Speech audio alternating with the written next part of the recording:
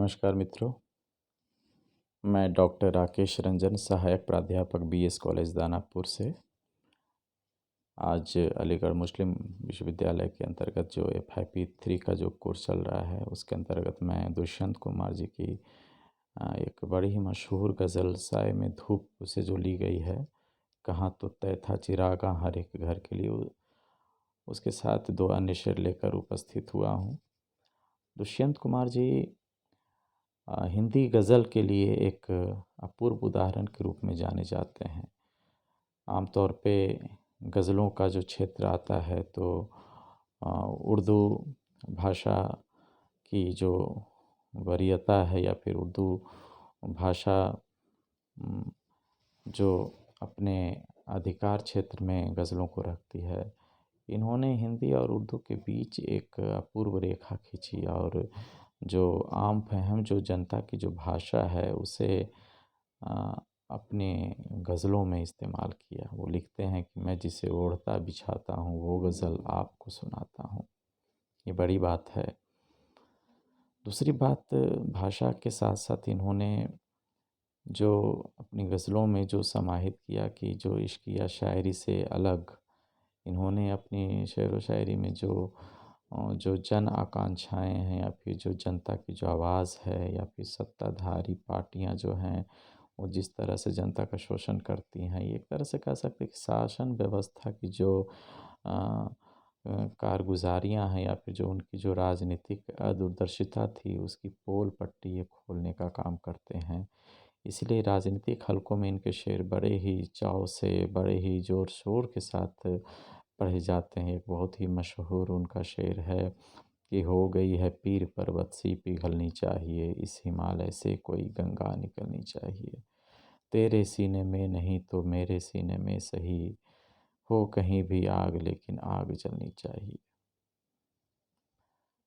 उन्होंने अपने तत्कालीन जो स्थिति थी, सामाजिक राजनैतिक स्थिति आपातकाल के दौरान, इमरजेंसी के दौरान उन्होंने अ, इसका प्रकाशन करवाया। यह 1975 की ही रचना है। साए में धूप आते ही राजनीतिक हलकों में खलबली मच गई। एक तो आपातकाल का दौर था, जेपी आंदोलन चल रहा था, ऊपर से लोगों के भीतर विद्रोह की आग सुलगाने का काम इनकी जो गज़लें थीं वो कर रही थीं। साए में धूप जो गज़ल संग्रह है उसमें 52 गज़ल सन्निहित हैं, जिसका पहला जो शेर है वो अ, दिख रहा है कि कहाँ तो तय था चिरागा हर एक घर के लिए, कहाँ चिराग मयस्सर नहीं शहर के लिए। कहाँ तो तय था चिरागा हर एक घर के लिए, कहाँ चिराग मयस्सर नहीं शहर के लिए, कहाँ तो तय था। आज़ादी के बाद कहाँ तो तय किया गया था कि पूरे भारत को रोशन किया जाएगा। चिरागा का मतलब उस खुशहाली, समृद्धि, तरक्की, प्रत्येक क्षेत्र में चिरागा बहुवचन है। लेकिन ये क्या बात हो गई कि तुमने तो घर-घर की बात की थी, गाँव-गाँव की बात की थी। तुम्हारे लिए तो शहरों में भी चिराग जलाना मयस्सर नहीं हुआ। तुमने क्या वादा किया था और किस हालत में भारत को लेकर चले आए।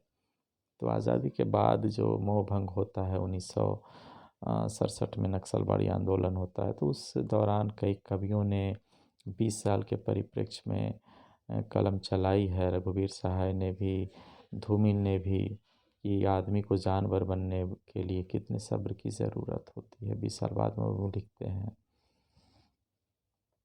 इनका दूसरा शेर है कि यहाँ दरख्तों के साए में धूप लगती है, चलो यहाँ से चलें और उम्र भर के लिए।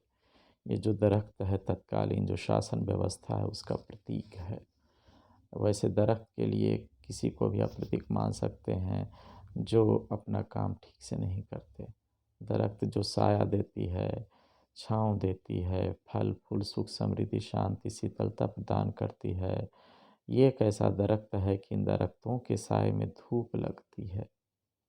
मतलब शासन व्यवस्था, लोगों की जो इच्छाएं हैं या फिर जो जो छोटी छोटी जो खुशियां हैं या फिर जो शासन व्यवस्था की जो जिम्मेदारी है, छोटी सी भी जिम्मेदारी वो नहीं निभा सकती। तो वो कहते हैं कि चलो यहाँ से और उम्र भर के लिए कोई ऐसे जहान में चलें जहाँ सुकून हो, शांति हो, जहाँ की जो शासन व्यवस्था हो वह लोगों के हित के लिए काम करे।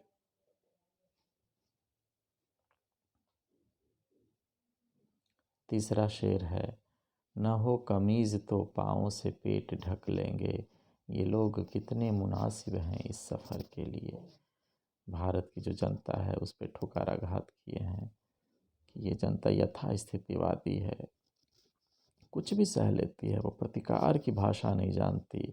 उसे 4 कोड़े मारेंगे तो वो सह लेंगे, लेकिन वो आवाज़ नहीं उठाएंगे। उन्हें कमीज़ नहीं, कपड़े नहीं, तो पाँव से पेट ढक लेंगे। ऐसे ही लोग सत्ता के लिए बड़े ही सेफ जोन होते हैं। सत्ता बेरोक टोक चलती रहती है क्योंकि उसका प्रतिकार करने वाला, उस पर आवाज़ उठाने वाला कोई है ही नहीं। दुष्यंत जी की जो भाषा के है वह हिंदी और उर्दू से मिश्रित है। वो लिखते हैं कि उर्दू और हिंदी अपने अपने सिंहासन से उतरकर जब आम आदमी के पास आती है तो उनमें फ़र्क करना मुश्किल होता है। उन्होंने अपनी गज़लों में आम फहम भाषा का इस्तेमाल किया है जो आम जनता के बिल्कुल करीब है। बहुत ही ओजस्वी स्वर में, विद्रोही स्वर में उन्होंने तत्कालीन जो भारतीय राजनीति है उसकी पोल पट्टी खोली है। दुष्यंत कुमार जी हमेशा हिंदी जगत के लिए यादगार बने रहेंगे। धन्यवाद।